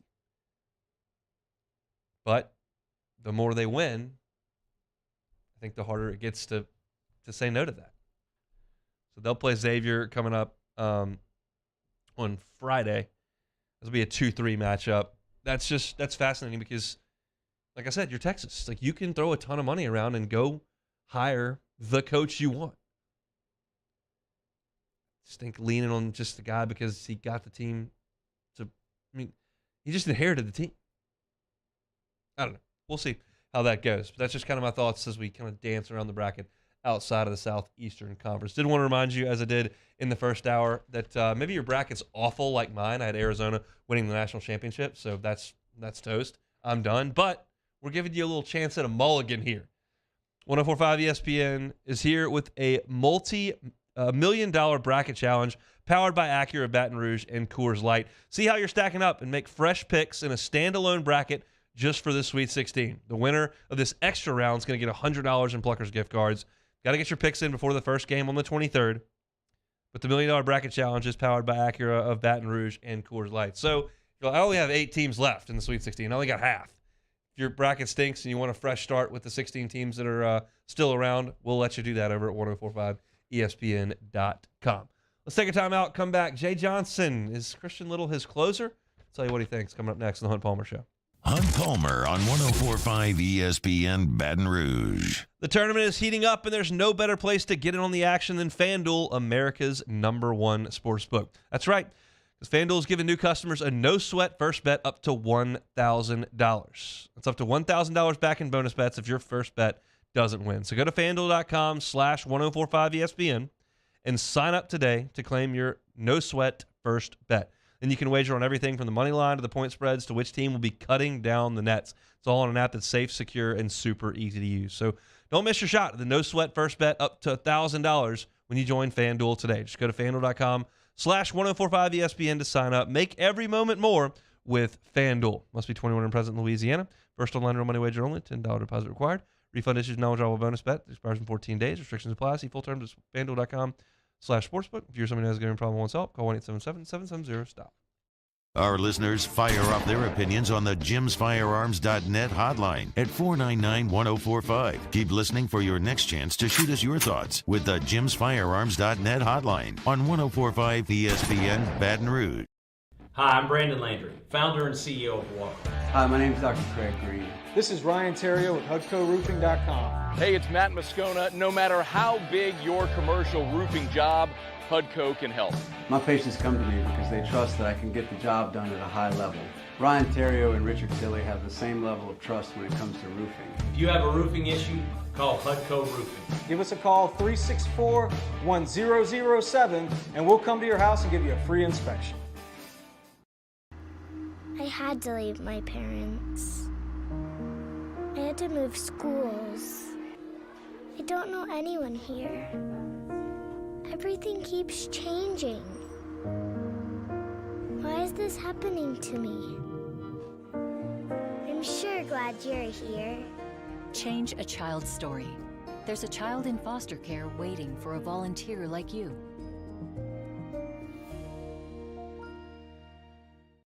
At Ochsner, we know healing is a team sport. That's why we've partnered with world-renowned orthopedic surgeon Dr. James Andrews to create the Ochsner Andrews Orthopedics and Sports Medicine Institute. Whether you're a professional athlete or a weekend warrior, our team of specialists are dedicated to getting you back in the game. So whatever your reasons are for reaching your personal best, we've only got one: you. Ochsner Andrews Institute. Long live you. Louisiana. It's a place defined by culture, by pride, by passion, by people who do more than love this place. They celebrate it, elevate it, champion it. They are the individuals who embody what makes Louisiana great. The companies that make Louisiana a better place to work and live. The nonprofits leading transformational change in our communities. Champions of Louisiana are all around us, and LWCC is proud to celebrate them because we've always been Louisiana loyal, supporting the workers, the innovators, the change agents of this great place we call home. Who are the champions around you? Together, we can share their stories. Together, we can help our home state thrive. Together, we are Louisiana Loyal. Always.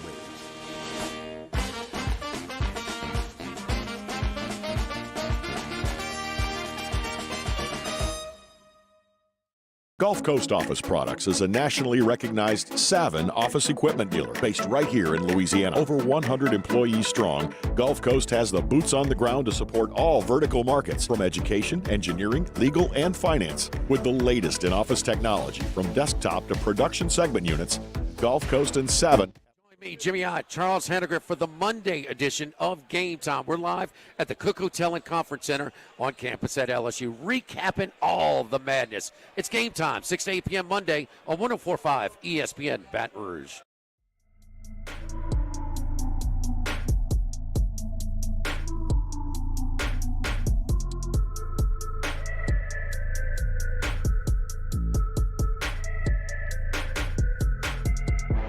This is Hunt Palmer on 104.5 ESPN Baton Rouge.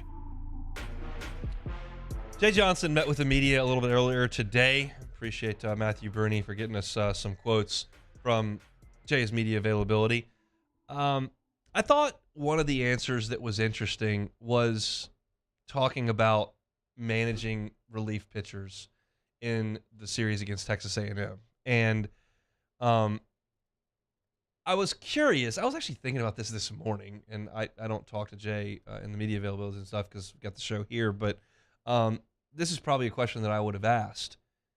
And I think the answer that he gave was different than the one I expected. And I don't think that the answer suggests they weren't trying to win yesterday. I don't think that at all. But I do think that it sheds a little bit of light on managing the team as opposed to managing just in the game. And so he was talking about using relievers multiple times over the course of a weekend. Here's the quote from Jay. He said, "We haven't had to use anybody twice in a week, let alone a weekend. I have full trust in the guys we used yesterday. Chase Shores was out there in an SEC environment for the first time. It was an easy decision to send him back out there. Then Christian's been great. It was a good test. You never want to lose a game, but when you do, you want them to be valuable, and yesterday will be valuable for us in the long run." Getting a look at Chase Shores in a huge spot. Getting a look at Christian Little late in the game there. Go into those two guys late, and even though they faltered and you lost the lead in the game, it was good experience for those guys. And I'm just curious if in the course of a game in middle of March, especially when you've already won the series, if he doesn't think, yeah, man, I might be able to go to X pitcher here at Ackenhausen, whatever. But I'd really like to see how Shores handles this. So let's send him back out there. I like that. And again, I don't think that means you're throwing up the white flag and you don't care if you win or lose. But I do think learning about your team is important. And I think gaining experience, especially for guys freakishly talented like Shores is. Test him. See what the limits are. See what the boundaries are. And he looked comfortable yesterday. He didn't throw a lot of off-speed stuff, didn't throw a lot of breaking balls, didn't throw a lot of changeups. A lot of it was just 97, 98, 99 fastball, here it is. And he did walk a couple of guys, and he did give up a couple of runs. Got the line score here. Shores in the game, 3 innings, 2 hits, 2 runs. They were earned, 2 walks, 2 strikeouts. He faced 11 batters, 43 pitches. So I kind of appreciate that. As far as other bullpen thoughts with Christian Little, he says, they asked him, okay, do you think you're going to go with one closer or use multiple guys, just kind of depending? And Jay said, I've done both. When you've got a guy that's great, you have to be careful not to overuse him. I do like what Christian provides us, not to say he won't do other things on the staff. Texas A&M was a unique challenge. And that's my point with Christian Little. That's the same thing that I've kind of been saying is, yeah, if the opportunity presents itself for him to get the last out and pitch the last inning, that's great. But there may be a spot in the game where there's a really good right-handed hitter coming up that doesn't, maybe the pitch they want to try to get him out on is a breaking ball, and Little's is very good, and that guy comes up with 2 outs in the 6th. Well, I don't want to just sit on my hands and wait for the 9th. Well, not the 9th. I'm not going to my best right-handed breaking ball.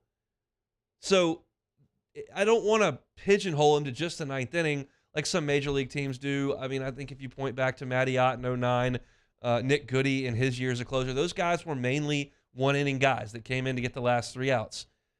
I'm fine with Christian Little getting the last 3 outs, but if you find a spot that you think is really high leverage before that last inning, I want Christian Little in that spot, and I think that's what you may see. Like, for example, on Friday, you saw Skeens work into the 7th. Ackenhausen came in the 7th, got a couple of outs. Then he came in and got a couple of outs in the 8th, and then Christian Little came in late in the 8th and got you home with an inning and a third. That's fine. I'm all for that. There was a question, does everything feel locked in now? And as I read that, I thought, like, the team's playing as best as it can. No, they meant, like, in terms of roles for people on the team. And Jay Johnson said to the media today, no, it would be undermining our talent if we locked ourselves in. Paul is pitching on Fridays. Tommy and Dylan are in the lineup, meaning Tommy White and Dylan Cruz, obviously. But there are guys I want to get in the game and pitchers I want to get on the mound more. Opportunities are coming, and I'm excited about that. And then he's talked about Griffin Herring. So that's a guy I have to get in the ball game. And I'm all for that. And I think you could look at Sunday's game and say you were going back to Little, back to Ackenhausen. Sorry, not Ackenhausen, back to Cooper. And maybe you feel like you're a little short in the bullpen. And I would push back on that and say, I don't think they are. You've got, obviously, guys you trust, Cooper, Ackenhausen, Little. Those guys fit the mold. And I think you can essentially slide Garrett Edwards in that conversation now. You're developing Shores. You want to get Herring some innings. And I'm not ready to totally dismiss the idea of Bryce Collins being a huge piece to this puzzle. They're clearly working on some mechanical things with him because he's not pitching very often, and he was lights out in January in the scrimmages. He's a guy that Jay has identified 4 years ago as a potential huge piece to a winning team in the staff. And he came out in his first couple of outings, and he just couldn't throw it over the plate. But he throws 95 miles an hour, and he's got maybe the best breaking ball on the team. So it goes back to the point I made in the first segment where, yeah, there were some issues in the bullpen, and you've got to get some more guys to pitch a little bit better. But it's not as if you're going to the bullpen to a bunch of 5'11 right-handers that throw 87 miles an hour, and that's just kind of what you got. No. Collins throws 95, 96. Edwards throws 94, 95. Shores throws 99. Herring from the left side throws 91, 92. Cooper, 91, 92. You've got clay to be molded here, to use a term. Like, there are options that just have to develop over time. And so I think that's a positive of this team as opposed to, quote unquote, the bullpen being a negative. I think there's a positive in that you have a lot of talent, depth of talent, and they just have to kind of find their way. Same thing goes with the weekend rotation. If I'm trying to figure out what's after Skeens, I would certainly rather have a super high spin rate, 96, 97 mile an hour fastball that Ty Floyd possesses that I've got to try to figure out a way to get him to be a top-end SEC pitcher. And I've got Thatcher Hurd, who's got 4 pitches for strikes, a 93 mile an hour fastball, and really good breaking stuff. They just didn't pitch great over the weekend. But they have the ability to do so. They have options. When I look at a couple teams in the league, I look at Ole Miss. They don't have many options. Elliott goes down, move Doherty to the front of the rotation. You lost Mallets for the year. They don't really have a lot of options at this point. And Vanderbilt made them pay for it. They knocked them all over the yard for 3 days. There are options. They just haven't reached the level they need to. And you've got time to allow them to grow into their roles because Skeens is going to be great on Friday, and you're going to hit and score a bunch of runs. So they're going to continue to get guys innings. I think tomorrow in a game against Central Arkansas, who's not bad, by the way, I think you may see 5 or 6 pitchers tomorrow. Doubt you see Little. Doubt you see Shores. Doubt you see Edwards. But you're going to see a bunch of guys over the weekend. Over in the midweek. And I think that's a good thing. Was there one more quote from Jay that I saw that I wanted to get to? Pearson. So Jay said the big story this weekend was Pearson. He was in a big spot last year, and then he scuffled a little bit in the fall, and I didn't pay it any mind. He scuffled a little bit in the spring, and other guys stepped up. But to his credit, he was ready for every opportunity. And I looked through the 15 at-bats he's had, and they were all quality at-bats. I told him on Thursday of last week, I believe in you, and you're probably going to be in there tomorrow. And that goes back to what I said in the first segment. They just trust Pearson. They saw enough last year. They know how he works. They've seen him in BP. Yeah, the numbers didn't look very good. Yeah, it wasn't a very good fall. But they trust him to go in there and give him a good at-bat. And if they can find consistency from the Pearson-Joe Bear spot, that just adds to the lineup. And it's really without a huge hole at this point. It's 1 through 9 of guys that can hurt you with the bat. So there's some of your quotes from Skipper Jay Johnson. LSU with Central Arkansas tomorrow, and then they'll have the Arkansas Razorbacks coming to town on Friday. And I'm thinking, you think the weather's not supposed to be great, so I shouldn't say that. But I was thinking maybe they could get 30,000 actual in the box this weekend. But with the weather looking the way that it does, that may not be possible. But it's Monday. Weather forecasts change. Hopefully that rain gets out of here before they get things started on Friday, and they can have a full, fun weekend over at the box. But it's going to be a fun 2 weeks here in Baton Rouge. When you talk about Arkansas coming in here, top 5 in the country, and then you look at Tennessee, I know what happened to them over the weekend, but it's still going to be a monster weekend because of the personality that Tennessee brings in here. Incidentally, every major publication released their top 25 today. LSU still consensus number 1 across the board, even with a loss in Game 3 over the weekend. The win of the series on the road in College Station, enough to leave LSU right where they were at the number 1 spot, which I'm all for. I don't need to be under the radar or anything. It's LSU. The baseball team should be thought of as one of the best in the country and ought to carry that with like a badge of honor. So it'll be a top 5 matchup in the box coming up this weekend, and we will certainly dive into all of it as the week progresses and moves forward. Let's take one more time out. We will then come back. We'll play some Take It or Leave It and get on down the road here. Monday edition of the Hunt Palmer Show. This is Hunt Palmer. In times of need, get a full list of phone numbers, websites, and other important emergency information on the Demco Stormwatch page at 1045ESPN.com. There it is, the extra mile, on the border of expected and extraordinary for those willing to go further, like vans customized for work or play, with safety and tech to keep you connected. Supported by a 5-star sales, service, and finance team. And backed by the 1-star you know. So go the extra mile. It's never crowded because so few have what it takes to go there. Mercedes-Benz Vans.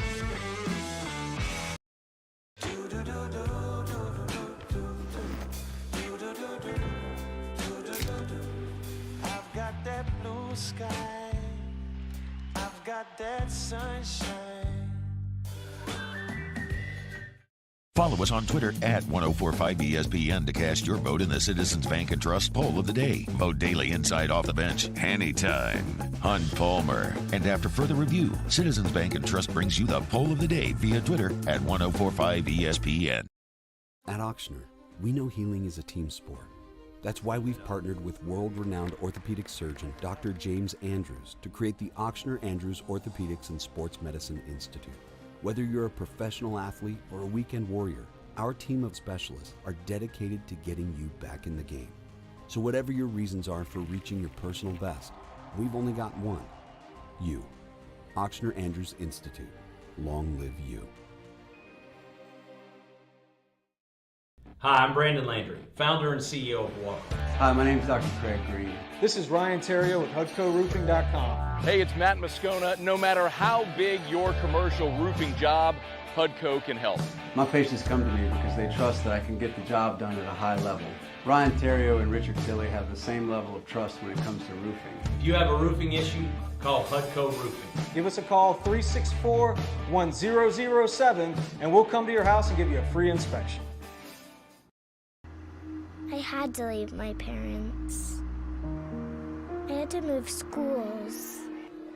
I don't know anyone here. Everything keeps changing. Why is this happening to me? I'm sure glad you're here. Change a child's story. There's a child in foster care waiting for a volunteer like you.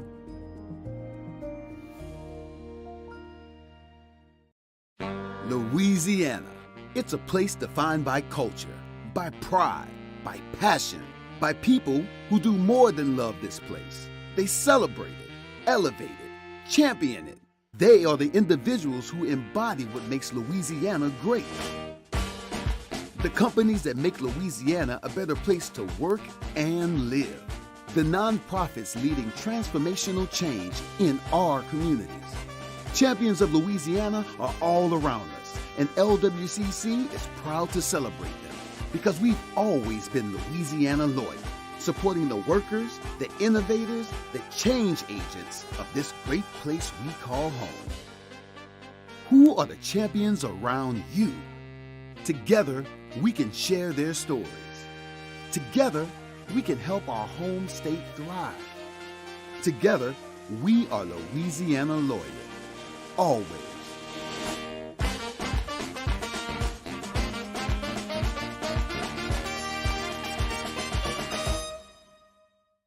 Gulf Coast Office Products is a nationally recognized Savin office equipment dealer based right here in Louisiana. Over 100 employees strong, Gulf Coast has the boots on the ground to support all vertical markets, from education, engineering, legal, and finance, with the latest in office technology, from desktop to production.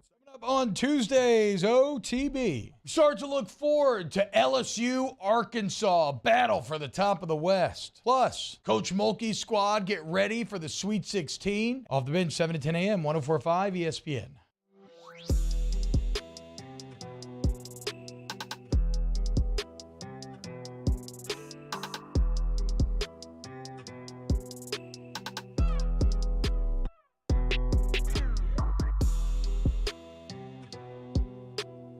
You're listening to Hunt Palmer on 104.5 ESPN Baton Rouge.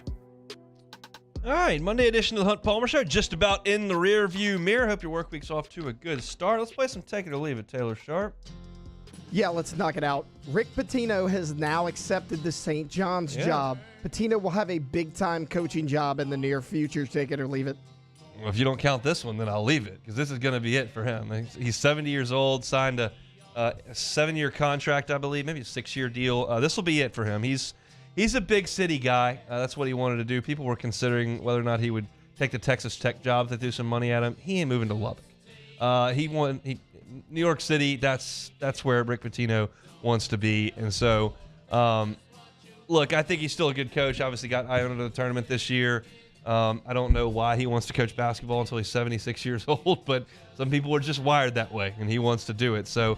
I think it's a good hire for St. John's because you're getting some relevance, which hasn't been really much of anything for them over the last decade or so. So I think it's a good hire, but I think this is Rick Pitino's last stop. This next one, this one's really for the listeners, everyone's favorite team, the Dallas Cowboys. They have acquired receiver Brandon Cooks to go along with CeeDee Lamb and Michael Gallup. Dallas has the best receiving core in the league. Take it or leave it. Leave it. My Bengals. I'm a lifelong fan for 2 years.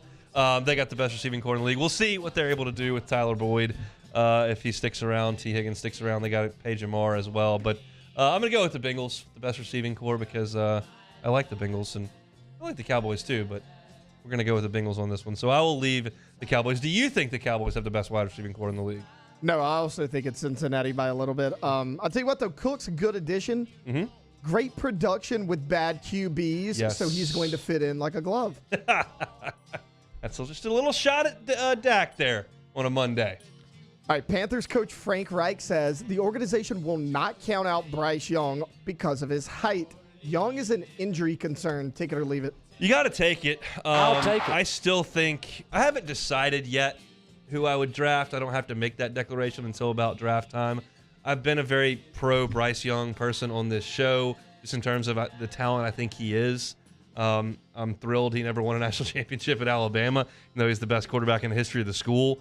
But he's really good. And I think there are some guys who have been shorter or slender that have been really good NFL quarterbacks. There are also guys that have been hurt because of it. So there is a concern there. That concern doesn't exist as much with Levis or Stroud. They're just bigger, more physical guys, but Young's just so productive, so electrifying. Would be very enticing for me at the number 1 spot. But I haven't made the decision yet. I will say that they should not discount him because of his size. Just consider that as you move toward the number 1 pick, because I guess everyone knows the Panthers are going to take a quarterback here. They've mortgaged all these picks and all this that they gave up to Chicago. Got to go get your quarterback and move forward from there. I think that Young should be considered. Our beloved New Orleans Pelicans split the series this weekend with the Rockets. Yep. Pels in the playoffs. Take it or leave it.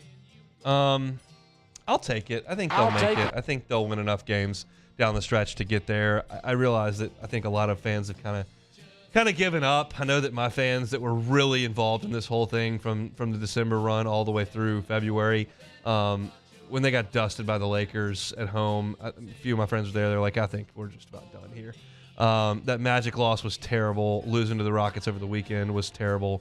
But I still think that they can do enough to get it done down the stretch to win. The bigger question to me is just like whether or not Zion actually comes back and plays. Somebody in my group text took a video of the play when Zion got hurt. He literally just starts dribbling the ball and like accelerates a little bit and then pulls up. And as the caption of the thing was like, this sent him out for the year. Like Bill Simmons had a podcast last week where he was talking about like LeBron has like plantar fasciitis or whatever, broken foot, whatever he's got. And like he's in a hyperbaric chamber and they're saying he's going to be back in like 2 weeks. And Zion like just accelerates a little too fast and misses the last 2 months of the season. It just doesn't seem right, but here we are. That's what happens when you're overweight, Hunt. Tom Izzo said after Michigan State's win that he couldn't wait to get to New York City to have a big slice of pizza. NYC has the best pizza in the world. Take it or leave it. Oh, I haven't had all the pizza. I've had a couple of very good pizza experiences in NYC. I can tell you that. Chicago deep dish, very different. I think I prefer the New York style thin crust to the deep dish, but the style is pretty good. I've never had Detroit style pizza, but it looks good. I like the concept, a little fluffier, kind of, it's got a little more body to it. And I've been to Italy once, and I don't think we ate any pizza while I was there. I would be willing to bet that Italian pizza is terrible, just because it's probably nothing like what we're used to. What we've doctored it up into. I mean, that's kind of what we tend to do. Just make things as grossly unhealthy as we possibly can, but usually tastes pretty good. Like authentic Mexican food, I don't like it nearly as much as Tex-Mex. Tex-Mex? Yes. I mean, and they're very simple with what they do over in Italy. I watch a lot of Cooking Network for some reason. That fascinates me. But it's like, just like we got the homemade bread. We'll throw a little bit of olive oil, salt and pepper, some cheese down. Like just very bare bones. Here we're doing stuffed crust pizza and like 20 different meats. That's not really the Italian way. I prefer it here, but I would imagine that there's a real good chance New York's got the best pizza in the world. I think St. Louis has their own style. It's like kind of like a cracker. It's okay. Like a thin crust? Yeah, it's real thin. It's almost like a cracker. They cut it into squares. I have cousins from St. Louis. They actually had that pizza flown out to my cousin's wedding, which was in Steamboat Springs, Colorado, because they prefer it so much. Everybody's from somewhere, kind of got your thing. I'm all for getting a big slice of pizza up in New York. So Tom Izzo, if you want to go get a piece of pizza when you get to New York, you have at it. It's a nice run for you and your Spartans. So that'll do it for Take It or Leave It. If you missed any of the show today, you can always catch our shows on demand, 1045ESPN.com's on demand tab. All our shows are there. Just hit the drop down menu, pick the show, find your audio right there. Appreciate it if you would like, subscribe, rate, review our podcasts on Apple Podcasts, on Google, on Spotify, anywhere you listen to your audio. You can find all of our shows here on 1045 ESPN. Baton Rouge. You can also always find us on YouTube. Every show is immediately uploaded on YouTube, and Taylor does an awesome job of cutting up some segments every day and putting them on our channel. So subscribe to our channel if you would. It's right there under the video. Hit the little bell, and you can get our content as it is produced daily. Started the show out talking LSU baseball, recapping the weekend in Bluebell Park. The Bubble Boys got us on Sunday, but good win for LSU over the weekend. Talked SEC and the NCAA basketball tournament. I think it's been a really nice showing for the SEC. Still got 3 teams left in the Sweet 16. I hope they all lose by 30 coming up this weekend, but there's still 3 that are around. Some LSU women's basketball thoughts at the end of hour number 1 as the Lady Tigers are headed on to the Sweet 16. SEC baseball recap. 5 sweeps over the weekend. I gave you thoughts on every single series at 2 o'clock. Got into the rest of the NCAA tournament, and then some thoughts from Jay Johnson as he met with the media a little bit earlier. And then we played, of course, some take it or leave it, as we are prone to do. So you can catch all that stuff on demand if you missed any of our show. Fired up for tomorrow's show. We will have Glenn West. We'll have Sharif Ishak. We'll get you ready for LSU and Central Arkansas from the box, as well as some thoughts on the Pels and Saints. So very much looking forward to that. Hope the rest of your Monday is a good one. Jimmy Ott's Game Time coming up from 6 to 8 this evening. Matt's about to drive you home on After Further Review. We're back tomorrow. Same time, same place. It's the Hunt Palmer Show, 104.5 ESPN, Baton Rouge.